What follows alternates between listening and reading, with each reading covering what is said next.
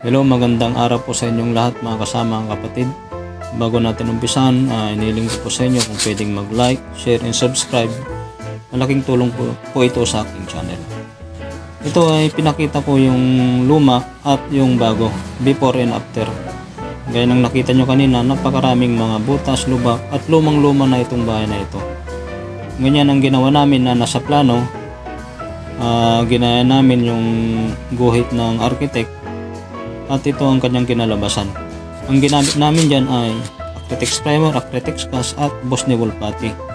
At ang pinampinis namin dyan ay elastomeric na pintura. Gaya ng mga katanungan na nagtatanong sa akin kung pwede bang patungan ang elastomeric paint ng acrylic emulsion at Acrytex Clear. Bali, ang content kong ito ay para sa mga nagtatanong para maliwanagan naman kayo at kung paano ito ipahid ang Acrytex Clear at acrylic emulsion. Bali, ang elastomeric paint ay pwede siyang gamitan ng acrylic emulsion. Gaya ng nakita nyo, kailangan finish na lahat bago kayo magpahid ng acrylic emulsion.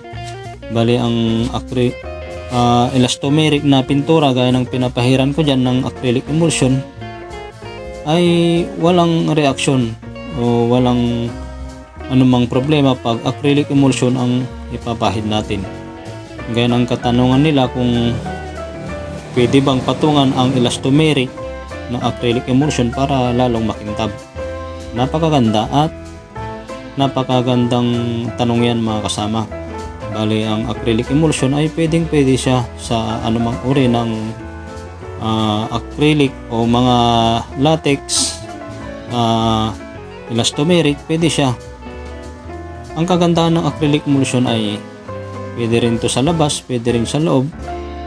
At ang isang kagandahan ng acrylic emulsion ay kahit marumi ang kamay o kaya may grasa ang kamay mo, pwede mo siyang hawakan kasi hindi talaga kinakapitan ng dumi ang acrylic emulsion. Ganyan ang ginagawa ko dyan, kaya bihira ang gumagamit ng acrylic emulsion ay nakikita kasi ang depekto ng wall. Makikita ang mga lubak, mga alon-alon. Pag makintab kasi ang wall, makikita mo ang depekto ng trabaho. Kaya karamihan ang ginagawa nila ay elastomeric lang. Elastomeric lang ang ginagamit nila sa labas. Hindi na sila gumagamit ng acrylic emulsion. Ang acrylic emulsion ay napakalaking bagay at talagang pinapatibay niya ang pintura. Alikabok, dumi, ulan, kahit anong hawak nila dyan ay hindi talaga kakapitan ng dumi.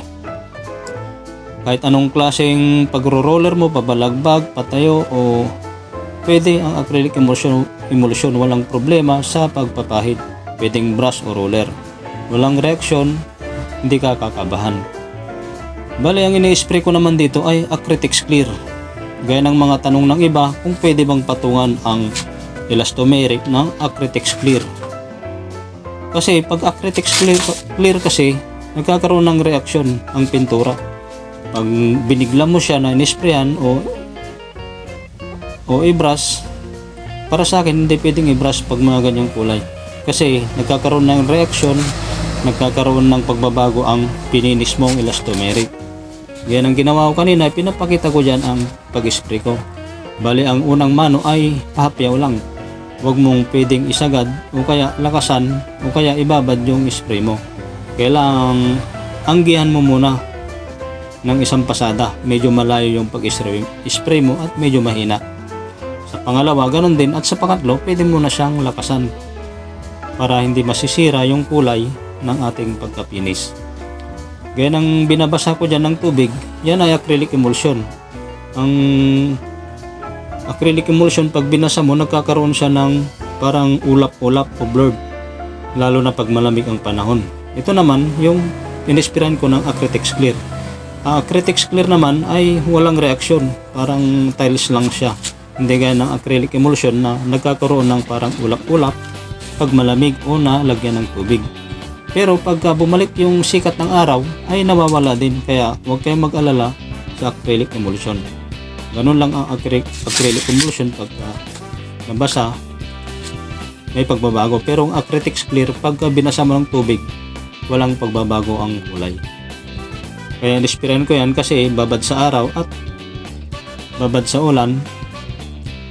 Kaya acrylic clear ang ginamit ko dyan. Sana mga kasama ay nakapagbigay ako ng konting tip sa inyo na pwede nyo rin gayahin at hindi. Nasa sa inyo yan mga kasama.